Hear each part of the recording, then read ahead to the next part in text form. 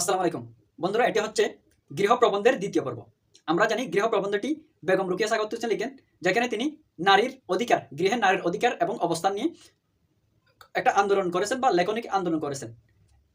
এগুলো বিভিন্ন উদাহরণ এবং ঘটনার মধ্যে বর্ণনা করেছেন। এটি হচ্ছে এখন হচ্ছে আরেকটি ঘটনা, যেখানে একজন রানী তিনি আড়ম্বরপূর্ণ এবং অট্টালিকার মধ্যে দেখিও যে গৃহসুখ থেকে বঞ্চিত, সেটি তিনি বলার চেষ্টা করবেন। তাহলে বলা হচ্ছে, আমরা একটি রাজবাড়ি দেখতে গিয়েছিলাম, অর্থাৎ রাজার বাড়ি দেখতে গিয়েছিলাম। বাড়িখানি কবিবর্ণিত অমরাবতীর ন্যায় মনোহর, অর্থাৎ যে আমরা কবিতা বা উপন্যাসের মধ্যে দেখতে পাই, সেরকম উপন্যাসের মতো একটা কি মনোহর বা মনোহরণকারী, স্বর্গের ন্যায় মনোহর। এখানে অমরাবতী শব্দের অর্থ হচ্ছে স্বর্গ, অমরাবতী অর্থ হচ্ছে স্বর্গ, মনোহর অর্থ হচ্ছে মনোহরণকারী, মনোহর অর্থ হচ্ছে মনোহরণকারী বা খুবই অ্যামেজিং। তাহলে বাড়িখানি কিরকম? বাড়িখানি কবিবর্ণিত অমরাবতীর ন্যায় মনোহর। আচ্ছা, বৈঠকখানা বিবিধ মূল্যবান সাজসজ্জায় জলমল করিতেছে। এদিকে এদিকে সেদিকে ৫-৬-৭খানা আসন শূন্য হৃদয়ে রাজাকে আহ্বান করতেছে। এদিকে ৫-৬-৭খানা রজত আসন শূন্য হৃদয়ে রাজাকে আহ্বান করিতেছে। রজত আসন বলতে রূপসজ্জিত আসন, রজত অর্থ হচ্ছে রূপসজ্জিত, অর্থাৎ রূপা দিয়ে বানানো হয়েছে এরকম আসন বা চেয়ার শূন্য হৃদয়ে রাজাকে আহ্বান করতেছে, অর্থাৎ খালি পড়ে আছে, এটা বোঝানো হচ্ছে। আচ্ছা, এটা বুঝতে পেলাম। তারপর রানীর গড়খানাতেও টেবিল, টিপাই, চেয়ার ইত্যাদি সাজসজ্জা আছে। টিপাই অর্থ এটা হচ্ছে একটি ইংরেজি শব্দ, এর একটা পার্সি শব্দ হচ্ছে তেফায়া, অর্থাৎ যে চেয়ারের তিনটা, যে টেবিলের তিনটা পা আছে বা তিনটা পদ আছে, সেটাকে টিপাই বলা হচ্ছে। যেটার মাধ্যমে হালকা খাবার পরিবেশন করা হয়, বা যেমন চা নাস্তা কবি এরকম কিছু পরিবেশন করা হয়, সেটা হচ্ছে টিপাই। আচ্ছা, কিন্তু তাহার উপর দুলার স্তর পড়িয়াছে, রাজা কোন কালে এসব কক্ষে পদার্পণ করেন বলিয়া বোধ হইল না। অর্থাৎ রাজার অনেক কাল ধরে এ ঘরের অনুপস্থিতি এবং সে কারণে রানীর মন খারাপ হওয়া, সেটি বুঝাচ্ছেন এখানে। রানীকে দেখিয়া আমি হতাশ হইলাম, কারণ বৈঠকখানা দেখিয়া আমি রানীর যেরূপ মূর্তি কল্পনা করিয়াছিলাম, এই মূর্তি তাহার সম্পূর্ণ বিপরীত। অর্থাৎ চারিদিকের আসন, চেয়ার এবং সাজসজ্জা দেখে যে আমি রানীর একটা মূর্তি কল্পনা বা অবয়ব কল্পনা করেছিলাম যে এরকম হবে, সাজসজ্জা হবে, সুন্দর হবে, সেরকম কিন্তু হইল না। একদম তার বিপরীত একটা চিত্র দেখলাম। সেটা কি? তিনি পরমা সুন্দরী বালিকা, ঠিক আছে, পরিধানের সামান্য লাল পেড়ে বিলাতি দুটি, পরিধানের সামান্য লাল পেড়ে অর্থাৎ যে শাড়ির পাড় বা আঁচলটা আছে সেটা হচ্ছে লাল রঙের, এবং বিলাতি দুটি পড়েছেন। দুটি অর্থ হচ্ছে একরঙা শাড়ি আমরা জানি, বা একরঙা কাপড় বা বস্ত্রখণ্ড, যেটা বিলাতের। বিলাত অর্থ হচ্ছে অর্থাৎ ইংল্যান্ড, ইউরোপ এরকম দেশের বা বাইরের দেশের দুটি তিনি পড়েছেন। বিলাত এটি হচ্ছে আরবি শব্দ, এটিও মনে রাখবা। মাথায় রুক্ষকোষের জটা, রুক্ষ অর্থ হচ্ছে তেল বর্জিত, অর্থাৎ অনেক দিন ধরে তেল দেননি এরকম। তারপরে ক্যাশ অর্থ হচ্ছে চুল, জটা অর্থ হচ্ছে জটলা বা কুকডানো হওয়া আর কি। তাহলে তার মাথা কিন্তু একদম কুকডানো বা তেল দেয় নাই, বা একদম রুক্ষ কেশের জটা তার মাথাটা। অনুমান 15 দিন হইতে তেলের সহিত চুলগুলির সাক্ষাৎ হয় নাই। আচ্ছা, মুখখানি এমনই করুণভাবে পূর্ণ যে রানীকে মূর্তমতি বিষাদ বললে অত্যুক্তি হবে না। অত্যুক্তি অর্থ হচ্ছে বেশি বলা হবে না, বা মানে বেশি বলা হবে না আর কি। তাহলে তার মুখখানি দেখলে এমন লাগে যেন সে নিজে একটা বিষাদ, অর্থাৎ তার ভাবে বিষাদ বা কষ্ট যাতনা তাকে এভাবে গ্রাস করেছিল, তাহাকে যদি পূর্ণ তার শরীরটাকে বা মূর্তিটাকে যে কি বলি বিষাদ বলি, তাও কিন্তু অত্যুক্তি হবে না বা বেশি বলা হবে না। আচ্ছা, অনকের মধ্যে চক্ষু দর্পণ স্বরূপ, চক্ষু মনের দর্পণ স্বরূপ, অর্থাৎ চোখ অর্থাৎ মনের মধ্যে কি চলতেছে তা কিন্তু চোখ দেখলে বোঝা যায়। সেজন্য বলা হচ্ছে অনেকের মধ্যে চক্ষু মনের দর্পণ স্বরূপ। রানীর নয়ন দুটিকে কি হৃদয় বিদারক ভাব ছিল, তাহা আমি বর্ণনা করতে পারবো না। অর্থাৎ তার মনের মধ্যে যে দুঃখ বেদনা বা স্বামীর এতদিন অনুপস্থিতি, সেটা কিন্তু তার চোখ দিয়ে ফুটে উঠতেছে। আচ্ছা, যদিও সে কিন্তু অট্টালিকা বা সাজসজ্জিত আসন চেয়ারের মধ্যে একটা বাড়ির মধ্যে বসবাস করে, তবুও কিন্তু সে গৃহসুখ থেকে বঞ্চিত। সেটা কিরকম? সেটা হচ্ছে তার স্বামীর অনুপস্থিতি, যেহেতু তার স্বামী একজন রাজা, সে এদিকে এদিকে ঘুরে বেড়ায়, ফলে সে তার যে গৃহসুখ সেটা থেকে বঞ্চিত। আচ্ছা, এখন ওই মেয়ে সম্পর্কে আরো বলবেন, আমাদের একটি বর্ষীয়সী সঙ্গিনী বলিলেন। তারা যে দেখতে গেলে তাদের মধ্যে একজন বর্ষীয়সী বা বৃদ্ধা সঙ্গিনী ছিলেন বা মেয়ে লোক ছিলেন। তিনি বলিলেন, তুমি রাজার রানী, তোমার অ্যাবেশ কেন, অর্থাৎ তোমার অ্যাবেশভূষা কেন? এসো আমি চুল বেঁধে দিই। রানী উত্তর দিলেন, জানি না কি পাপে রানী হয়েছি। দেখো, এটার মধ্যে কিন্তু তার দুঃখ বা কষ্ট ফুটে উঠতেছে। ঠিক কথা, অথচ লোকে এই রানীর পদ কেমন বাঞ্ছনীয় বোধ করে। বাঞ্ছনীয় অর্থ হচ্ছে কাম্য বা যেটা সবাই পেতে চায় এরকম। আচ্ছা, এখন আরেকটা প্রসঙ্গের অবতারণা করবেন। মোহাম্মদীয় আইন অনুসারে আমরা পিতার সম্পত্তির উত্তরাধিকারী হই, অর্থাৎ মেয়েদের কথা বলতেছেন। মোহাম্মদীয় আইন অনুসারে আমরা পিতার সম্পত্তির উত্তরাধিকারী হই, এটা কিন্তু কোরআন শরীফের কি একটা বিধি। এখানে মোহাম্মদী আইন শব্দ ব্যবহার করেছেন। আসলে মোহাম্মদী আইন বলতে তেমন স্পেসিফিক কিছু নাই, সেটা হচ্ছে ইসলামী আইন। সেটি এক তো তিনি মোহাম্মদ বলছেন, অর্থাৎ শব্দটা হবে মুহাম্মদ, আর তিনি বলছেন মোহাম্মদী আইন।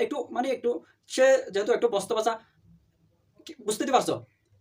আমাদের বাড়িও হয় কিন্তু তাহা হইলে কি হয়, বাড়ির প্রকৃত কর্তা স্বামী, পুত্র, জামাতা, দেবর ইত্যাদি হন। অর্থাৎ তারা বাড়ি এবং সম্পত্তির উত্তরাধিকারী হলে কিন্তু তাদের এই সম্পত্তির আসল মালিক বা কর্তৃত্ব থাকে স্বামী, দেবর, জামাতা বা পুত্রদের হাতে। তাহাদের অভাবে বড় আমলা বা নায়েবটি বাড়ির মালিক। অর্থাৎ যদি তারা না থাকেন, অর্থাৎ স্বামী ইত্যাদি যদি না থাকেন, তাহলে বাড়ির যে নায়েব বা প্রতিনিধি থাকে তার কর্তৃত্বে কিন্তু এরে থাকে। এখানে নায়েব একটা শব্দ আছে, নায়েব অর্থ হচ্ছে প্রতিনিধি। সেখানকার অর্থাৎ ব্রিটিশ আমলে যে জমিদারি প্রথা ছিল, ওই জমিদারি প্রথার মধ্যে জমিদারের যে প্রতিনিধিত্ব বা স্থলাভিষিক্ত ছিল, যে বাড়ির সবকিছু দেখাশোনা করতো, যাকে শাসা বলা হয় আমাদের এখানে পরিভাষায়, সেটাকে কিন্তু নায়েব বলা হচ্ছে। গৃহকর্ত্রীটি ওই নায়েবের ক্রীড়া পুতুল মাত্র, খেলার পুতুল মাত্র। নায়েব কর্তৃকে যাহা বুঝায়, অবুধ ও নিরক্ষর কর্তৃ তাহাই বুঝেন। অর্থাৎ নারীর একটা অসহায় বা তাদের যে কর্তৃত্বহীনতা এটি বোঝাচ্ছে। যদিও তাদের সম্পত্তি সবকিছু বুক করে বা পায়, উত্তরাধিকার সূত্রে পায়, তবু কিন্তু তাদের যে একটা এদের উপর কর্তৃত্বহীনতা এটি বোঝাচ্ছে। এরূপ আরো কত উদাহরণ দেওয়া যাইতে পারে, সেরকম কিন্তু আরো অনেক উদাহরণ। এখন একটি উদাহরণের কি করবেন, অবতারণা করবেন। খদিজা প্রভূত সম্পত্তির উত্তরাধিকারিণী, অনেক সম্পত্তির উত্তরাধিকারিণী। তাহার স্বামী হাসিম দরিদ্র কিন্তু কুলীন বিদ্বান। তাহার স্বামী খদিজার স্বামী হচ্ছে হাসেম, দরিদ্র কিন্তু কুলীন বা উচ্চ বংশের। কুলীন অর্থ হচ্ছে উচ্চ বংশের, এবং বিদ্বান অর্থ হচ্ছে অর্থাৎ জ্ঞানী। হাসেম চল কৌশলে সমস্ত জমি জমা আত্মসাৎ করিয়া লইলেন, খদিজার হাতে এক পয়সা নাই। আচ্ছা, খদিজার পৈতৃক বাড়িতে বসিয়াই হাসিম তার 2-3টা বিবাহ করিয়া তাহাকে সতিনী জ্বালায় দগ্ধ করিতে লাগলেন। অর্থাৎ একটু খদিজার পৈতৃক বাড়িতে থাকে, অর্থাৎ গৃহ গরজামা হিসেবে তাকে, কিন্তু অপরন্তু তার উপর কিন্তু আরো অনেক কি এনেছেন, সতীন এনেছেন, 2-3টা সতীন এনেছেন, সেটা বুঝাচ্ছেন। এরূপ না করিলে আর ক্ষমতাশালী পুরুষের বাহাদুর কি, এরূপ না করিলে আর ক্ষমতাশালী পুরুষের বাহাদুর কি, এর মাধ্যমে একটি ব্যঙ্গ করার চেষ্টা করতেন, যাকে এক কথায় আমরা বাস দেওয়া বলি। অর্থাৎ এক তো মেয়ের বাড়িতে থাকতেছেন বা খদিজার বাড়িতে থাকতেছেন, তার উপর সতীন আনছেন, মানে এক ধরনের ব্যঙ্গ করার চেষ্টা করতেন সেটা। ইহাতে যদি খদিজা সামান্য বিরক্তি প্রকাশ করেন, তবে প্রবীণা মহিলা এবং তাহার হৃদয়ে স্বামী ভক্তির অভাব দেখিয়া নিন্দা করেন। অর্থাৎ আশেপাশের মেয়ে মানুষদেরও যে কি একটা অত্যুক্তি বা যাতনা এটা ফুটে তুলেছেন। সরি, এতক্ষণ তো লেখক অনেকগুলো উদাহরণ অবতারণা করেছেন। এখন লেখার কনক্লুশনের দিকে যাবেন। তিনি বলতেছেন, আমার এই প্রবন্ধ পাঠ করিয়া ভ্রাতাভগ্নিগণ হয়তো মনে করিবেন যে আমি কেবল ভাতৃবৃন্দকে নরাকারে পিশাচরূপে অঙ্কিত করিবার জন্য কলম ধরিয়াছি। নরাকারে পিশাচরূপে অর্থ হচ্ছে নর আকার, অর্থাৎ মানুষ রূপে পিশাচ বা একদম নিষ্ঠুর হিসেবে আমি যে কি করেছি কলম ধরিয়াছি তাদেরকে প্রকাশ করার জন্য, এটি নয়। তিনি বলতেছেন, আমার এই প্রবন্ধ করিয়া ভ্রাতাভাতৃগণ হয়তো মনে করিবেন যে আমি কেবল ভাতৃবৃন্দকে নরাকারে পিশাচরূপে অঙ্কিত করিবার জন্য কলম ধরিয়াছি, তাহা নয়। আমি তো কোথাও ভ্রাতাদের প্রতি কটু শব্দ ব্যবহার করি নাই, তা কাহাকেও পাপিষ্ট, পিশাচ, নিষ্ঠুর বলিয়াছি কি? কেবল রমণীর হৃদয়ের ক্ষত দেখিয়াছি, রমণীর হৃদয়ের ক্ষত দেখিয়াছি। এই যে কথাই বলে, বলিতে আপন দুঃখ পরনিন্দা হয়, বলিতে আপন দুঃখ পরনিন্দা হয়, এক্ষেত্রে তাহাই হইয়াছে। ভগ্নির দুঃখ বর্ণনা করিতে ভাতৃনিন্দা হয়ে পড়েছে। অর্থাৎ আমি এখানে পুরুষদেরকে পাপিষ্ট বা পিশাচ এরকম কিছু বলিনি, আমি খারাপ কিছু বলিনি, বরঞ্চ নারীর যে হৃদয়ের ক্ষত এগুলো আমি বর্ণনা করতে গিয়ে পুরুষদের কি পরনিন্দা হয়ে গেছে, এটি বলেছেন। আচ্ছা, সুখের বিষয় আমাদের অনেক ভ্রাতা অর্থ হচ্ছে ভাই, আমাদের অনেক ভ্রাতা এরূপ আছেন যাহারা স্ত্রী লোকদিগকে যথেষ্ট শান্তিতে গৃহসুখে রাখেন, কিন্তু দুঃখের সহিত আমরা ইহাও বলিতে বাধ্য যে অনেক ভ্রাতা আপন আপন বাড়িতে অন্যায় স্বামিত্বের পরিচয় দিয়ে থাকেন। অন্যায় স্বামিত্ব অর্থ হচ্ছে মানে যে তিনি যে স্বামী বা মালিক, এটার অন্যায় প্রতিফলন দেখায় বা খারাপ প্রতিফলন দেখায়। যখন আমাদের চালের উপর কর থাকে না, এখন হচ্ছে আরো কয়েকটা বর্ণনা দিবেন স্পেসিফিকভাবে, কারণ আমাদের নয়, অর্থাৎ গরিবগড় বা ধনীগড় বলো, সবগুলোর মধ্যে যে নারীরা বঞ্চিত, গৃহশক্তি থেকে বঞ্চিত, সেটি তুলে ধরবেন। যখন আমাদের চালের উপর খড় থাকে না, আমাদের চালের উপর অর্থাৎ গড়ের চালের উপর খড় থাকে না, দরিদ্রের জীর্ণতম কুটিরের শেষ চালখানা জঞ্জা নিলে উড়িয়ে যায়। জীর্ণতম হচ্ছে পুরানো কুটিরের গড়ের শেষ চালখানা জঞ্জা নিলে উড়িয়ে যায়। জঞ্জা নীল অর্থ হচ্ছে জড়ের বাতাস। জঞ্জা আমরা যে শব্দ বলি যে জট জঞ্জা, অনিল অর্থ বাতাস, অর্থাৎ জড়ের বাতাসে বা ঘূর্ণিঝড়ের বাতাসে যখন কি উড়ে যায়, গড়ের চালখানা উড়ে যায়। টুপটাপ বৃষ্টি দ্বারাই আমরা সমস্ত রাত্রিতে বিজিতে থাকি। চপলা চমকে নয়নে ধাঁধা লাগে। চপলা অর্থ হচ্ছে বিদ্যুৎ, অর্থাৎ যে বিজলি থাকে, বর্ষার দিনে যে বিজলি হয়, চপলা চমকে নয়নে ধাঁধা লাগে। বজ্রনাদে মেদিনী কাঁপে। মেদিনী অর্থ হচ্ছে পৃথিবী, বজ্রনাদ, নাদ অর্থ হচ্ছে শব্দ বা আওয়াজ, বজ্র অর্থ হচ্ছে বজ্র বা আমরা যাকে ঠেড়া বলি বা ঠাড়াল বলি। তাহলে বজ্রনাদে, বজ্রের আওয়াজে, শব্দে মেদিনী কাঁপে, পৃথিবী কাঁপে। এবং আমাদের বুক কাঁপে, প্রতি মুহূর্তে ভাবি বুঝি বজ্রপাতে আমরা মারা যাই, তখনও আমরা অভিভাবকের বাড়িতে থাকি। অর্থাৎ এমন একটা কঠোর বা নির্মম পরিস্থিতির মধ্যে কিন্তু আমরা নারীরা কিসের মধ্যে থাকি, ঘরের মধ্যে থাকি। আসলে এরকম পরিস্থিতি থাকা উচিত নয়, সেটাকে একটা খুব মণ্ডকতার কারণে কিন্তু কেউ কেউ থাকেন, আসলে এটার বিরুদ্ধে বলা উচিত। আচ্ছা, এখন এটা হচ্ছে একটা গরিবের বা কুটির ঘরের কি দিয়েছেন, নারীর অধিকার থেকে বঞ্চিত হওয়ার বর্ণনা দিয়েছেন। এখন হচ্ছে একটা বড় লোকের বাড়িতেও যে অধিকার থেকে বঞ্চিত নারীরা, সেটা বর্ণনা করবেন। যখন আমরা রাজকন্যা রাজবধূ রূপে প্রাসাদে থাকি, রাজবধূ রূপে প্রাসাদে থাকি, অট্টালিকা বা দালান কোঠায় থাকি, তখনও প্রভু গৃহে থাকি, অর্থাৎ মালিকের ঘরে থাকি। আবার যখন ওই প্রাসাদ তুল্য ত্রিতল অট্টালিকা ভূমিকম্পে চূর্ণ হয়, সুপান অতিক্রম করিয়া অবতরণকালে আমাদের মাথা ভাঙ্গে, হাত পা ভাঙ্গে, রক্তাক্ত কলবরে হতজ্ঞান প্রায় অবস্থায় গুসা লাগিয়ে আশ্রয় লই, তখনও অভিভাবকদের বাড়িতে থাকি। এখানে সুপান অতিক্রম করে অর্থ হচ্ছে সিঁড়ি অতিক্রম করে, অর্থাৎ ভূমিকম্পের সময় ঘূর্ণিঝড় সিঁড়ি অতিক্রম করিয়া যখন আমরা নিচে যেতে থাকি, তখন কিন্তু আমরা মাথা ভাঙ্গে বা হাত পা ভাঙ্গে, তখনও কিন্তু আমরা গোশালায় বা গরুর আশ্রয় বা যেখানে গরুরা থাকে ওখানে গিয়া কি থাকে আশ্রয় করি, ওটাই কিন্তু অভিভাবকদের বাড়ি। অর্থাৎ এটা কিন্তু একটা নির্মম ঘটনার কি করতেছেন, অর্থাৎ ঘূর্ণিঝড় হচ্ছে বা ভূমিকম্প হচ্ছে, তখনও কিন্তু আমরা এই ঘরের মধ্যে থাকি। অর্থাৎ আমরা যদি বের হই তখন লোকে কি বলবে সেটা একটা ধারণা নিয়ে আমরা ঘরের মধ্যে থেকে যাই, সেটা বলতেছেন। ফলে কিন্তু আমরা আমাদের দেহ রক্তাক্ত হয়ে যায়, তারপরে শেষ অবস্থায় বাড়ি থেকে সুপান দিয়ে নাম থেকে আমাদের মাথা ভেঙে যায়, এরকম কঠিন পরিস্থিতির শিকার হতে হয়। আচ্ছা, আবার আরেকটা ঘটনা, অথবা গৃহস্থের বৌজি রূপে প্রকাণ্ড আটচালায় বাস করেও প্রভুর আলোয় থাকি। আটচালা অর্থ হচ্ছে যে ঘরের চাল আটটা। আমরা জানি মূলত ঘরের মধ্যে যে ঘরগুলো থাকে কটসনে, সেগুলো মূলত 3 বা 4 চালা হয়ে থাকে। একটা বড় ঘর, তারপর 2টা বারান্দা, তারপর কিন্তু কিছু কিছু করে কিন্তু বারান্দা তেরান্দা, মানে মোট 8 চালার ঘর থাকে। আর যখন চৈত্র মাসে গুড় অমানিশিতে প্রভুর বাড়িতে দুষ্ট লোক কর্তৃক লঙ্কাকাণ্ডের অভিনয় হয়, সব জিনিসপত্র গড়গুলি দাও দাও করিয়া জ্বলিতে থাকে।